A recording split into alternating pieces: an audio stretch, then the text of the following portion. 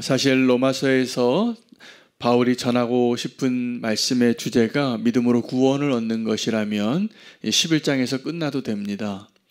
결론을 이미 내고 있는 결론인데, 그 결론은 다른 것이 아니라 하나님이 모든 사람을 은혜로 구원받고 만물이 그에게로부터 나오고 그로 말미암고 그를 위하여 존재하고 하나님께 영광을 돌리게 된다라는 것입니다. 이것이 단지 우리 구원의 문제가 아니라 하나님께서 우리를 창조하시고 회복시키시고 이제 하나님의 그 전능하신 능력으로 하나님께서 이루고자 하시는 바를 결론 내린 것이죠. 그래서 여기서 끝나도 되는데 그 다음부터는 실질적인, 그러므로 우리가 이런 은혜를 받고 이런 믿음이 있다면 어떻게 살아야 하는가를 설명해 주는 것이 로마서 12장부터 16장까지의 내용입니다.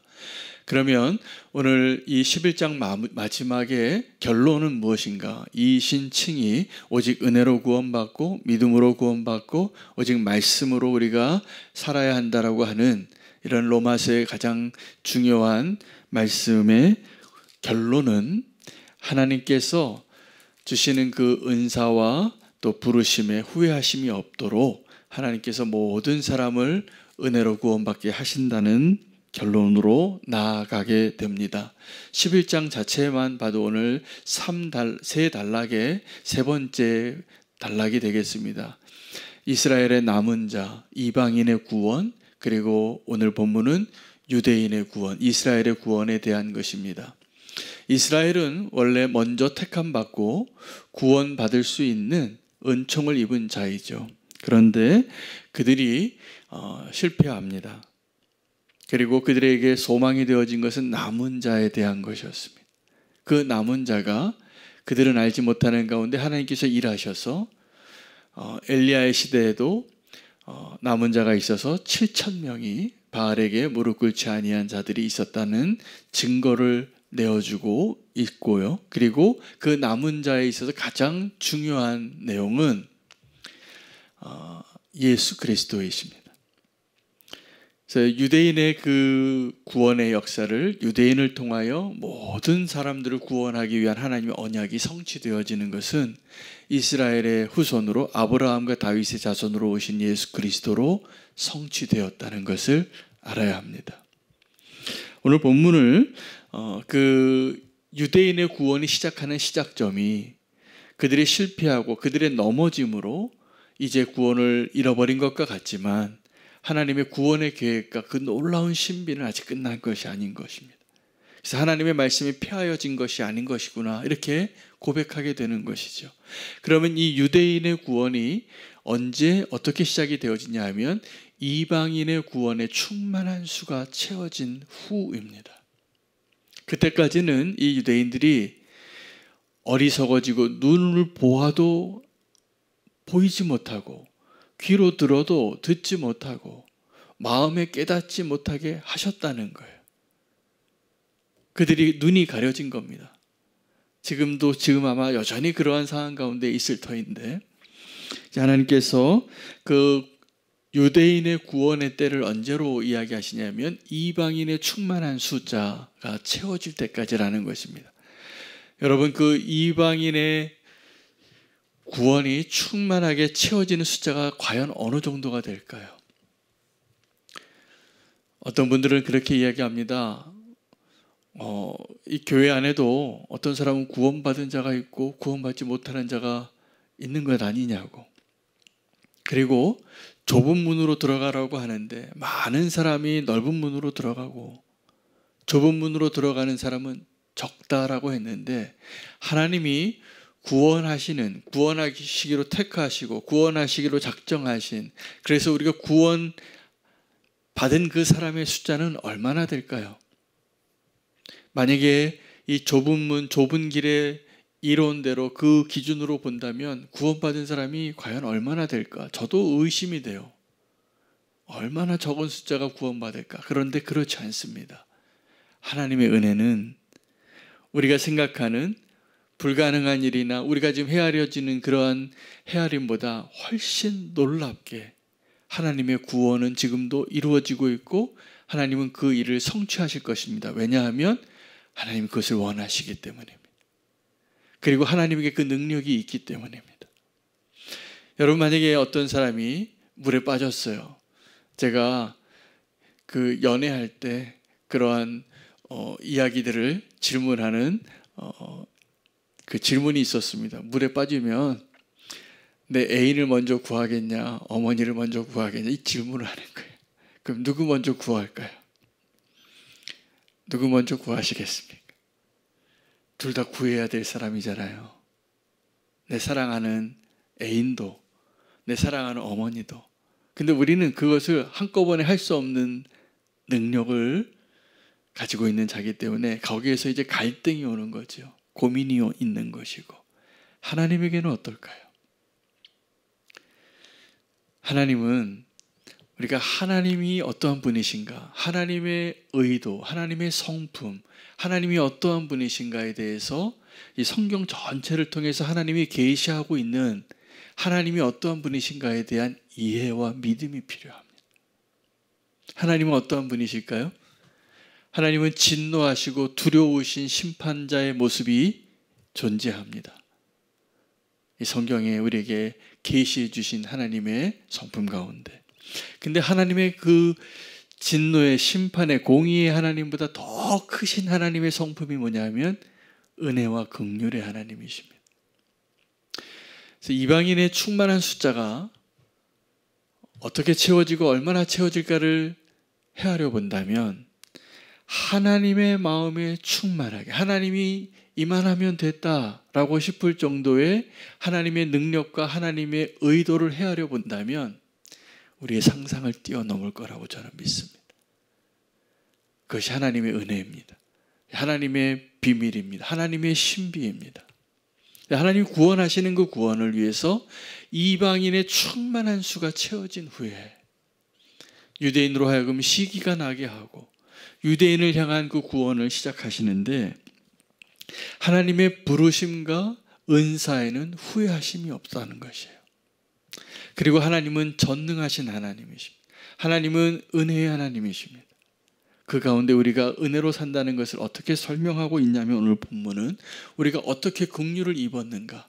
이방인의 경우에는 그들이 하나님을 알지 못하고 하나님께 순종하지 못하던 가운데 있을 때에 유대인의 넘어짐으로 인하여 하나님의 구원의 문이 이방인에게 열린 겁니다. 그 일의 부르심으로 첫 번째 쓰임받은 자가 이 바울이라는 사도예요. 그가 이거 분명히 아는 자입니다. 그가 평생의 전심으로 전력하여 그 이방인들의 구원을 위해서 달려간 거예요. 그 이방인의 그 구원에 긍휼하심을 입은 것은 그들이 원래 순종하지 않던 이방인이었고 하나님의 원수 같은 자들이었는데, 멀리 있었던 자들이었는데, 죄악 가운데 있었던 자들이었는데, 그때 그들을 위해서 예수 그리스도께서 죽으셨다는 거예요. 그래서 은혜를 입었죠. 긍휼을 입은 것이죠. 그러면 유대인의 경우는 어떻게 될까요? 유대인의 경우에도 동일하게 이 이방인에게 긍휼을 베푸신 것처럼 동일한 긍휼로 유대인들을 구원하시겠다라고 계획하셨다는 거예요. 결론적으로 유대인이나 헬라인이나 모두가 다 불순종한 가운데 은혜로 구원받게 하신 것입니다. 유대인은 순종하며 살았습니다. 사실은 언약의 백성으로. 그러나 그들이 넘어진 거예요. 하나님 앞에 완전히 넘어진 증거가 뭐냐면 그들이 예수 그리스도를 죽였습니다. 하나님의 백성으로 하나님의 뜻을 따라 하나님의 말씀을 지킨다고 하면서 그 안식일 안 지킨다고, 신성모독했다고, 메시아처럼 보이는 저 예수 그리스도를 그들이 십자가에 못 박으라고 외치며 죄가 없음을 알고 있음에도 그 예수 그리스도를 못 박는 일에 가장 앞장서고 그 일을 행한 자가 하나님의 백성이었던 유대인들이었습니다. 하나님의 은혜가 32절에 보면 하나님이 모든 사람을 순종하지 아니하는 가운데 가두어 두심은 모든 사람에게 긍휼을 베푸려 하심이라입니다.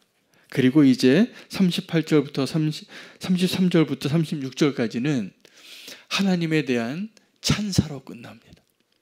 하나님의 은혜가 얼마나 큰지 헤아릴 수 없다는 것이죠. 하나님의 은혜가 얼마나 깊은지, 하나님의 은혜에 대한 이 두 가지 표현, 하나님의 은혜가 부요하고 풍요롭고 깊다. 여러분, 이 풍요하라는 것은 숫자적인 표현이에요. 수적인 측량이에요. 굉장히 많다는 겁니다. 어마어마하게 많은 겁니다. 하나님의 은혜가. 그런데 이 깊도다라는 표현은 질적인 표현이에요. 하나님의 은혜는 수적으로, 질적으로 우리가 헤아릴 수 없는 그 이상의 것에 해당되는 겁니다. 하나님은 악인도 하나님의 은혜의 도구로 사용하시고 하나님의 택한 백성도 은혜의 도구로 사용하시는 거예요. 다 은혜로 구원받게 하시려고. 그리고 이야기합니다. 누가 주의 마음을 알아서 그의 모사가 되었을까? 누가 그에게 먼저 드렸을까? 가능하지 않은 것입니다. 여러분, 우리가 하나님 앞에 참 겸손하게 믿음으로 은혜로 서야 하는 이유는 만물이 그로부터 나고, 영어로는 이 세 가지 부사를 씁니다. 하나님께 영광을 올려드리면서 그 모든 것이 from him, through him, for him 이에요. 모든 것이 만물이 주에게서부터 왔고 주로 말미암고 그로 통하여 그리고 주를 위하여 존재하게 하시는 거예요. 그러니까 하나님께서 이 만물을 창조하신 목적, 그 만물을 창조하신 가운데 특별히 사람인 저와 여러분을 창조하신 그 목적을 우리가 실패하고 반역하고 넘어짐에도 불구하고 하나님은 그 일을 이루실 만한 능력과 은혜가 있으신 분이라는 거예요. 그러니까 하나님 창조하실 때 우리를 그렇게 창조하신 거예요. 그러한 존재로. 어느 정도냐면 사람이 무엇이길래 천사가 그렇게 흠모할까? 사람이 무엇이길래 하나님께서 우리를 그렇게 사랑하실까? 여러분, 유대인의 축복을 이게 두 가지로 표현하는데, 복음으로 말미암아, 복음의 관점으로는, 복음으로는 한번 보시기 바랍니다. 28절입니다. 복음으로 하면 그들이, 여기서 그들은 유대인을 말합니다. 그들은 너희로 말미암아, 너희는 이방인이죠. 너희로 말미암아 원수가 된 자고, 택하심으로 하면 조상들로 말미암아 사랑을 입은 자라. 이게 유대인이에요. 그 유대인은 하나님께서 구원의 역사를 이루시기 위하여 먼저 택했는데 이 유대인의 시작이 어디죠? 아브라함입니다. 하나님과의 그 언약으로 유대인을 택하시고 부르시고 이제 하나님의 구원의 역사를 이루기 위하여 믿음으로 의롭다함을 얻었던 그 아브라함의 후손들에게 약속하신 거예요. 그런데 그 아브라함의 후손이 복음의 관점에서는 어떻게 했냐면 원수가 됐어요. 예수님을 죽이는 자가 됐기 때문에. 멀어진 거예요, 도리어. 그러나 택하심으로 하면 사랑받은 자라는 거예요. 하나님이 유대인을 사랑할까요? 안 사랑할까요? 사랑하십니다. 근데 저와 여러분은 혈통적으로는 유대인이 아니에요. 이방이네요. 그러나 믿음으로는 아브라함의 후손이 된 거예요. 그 믿음은 예수 그리스도를, 유대인의 후손인 아브라함의 후손인 예수 그리스도를 우리가 믿음으로 아브라함에게 약속하셨던 그 믿음의 의를 우리도 동일하게 은혜로 얻게 하신 것입니다. 오늘 하나님의 그 깊은 그 은혜에 헤아릴 수 없는 부요함을, 그 기쁨을 우리가 고백하며 하나님께서 이렇게 모든 사람을 구원하시려고 하는구나. 이것을 깨닫고 주님과 동행하고 주님 안에 거할 수 있는 저 여러분 되시기를 원합니다. 오늘도 하나님의 은혜가 통치합니다. 하나님의 은혜가 모든 것을 이길 것입니다. 이 세상에 반역하고 이 세상에 높아진 모든 것들을 무너뜨리시고 하나님이 은혜로 유대인이나 이방인이나 다 은혜로 구원받게 하시고 하나님을 인정하게 하실 것이라 믿습니다. 오늘 그 하나님을 우리가 믿음으로 찬양하기를 원합니다. 오늘 그 구원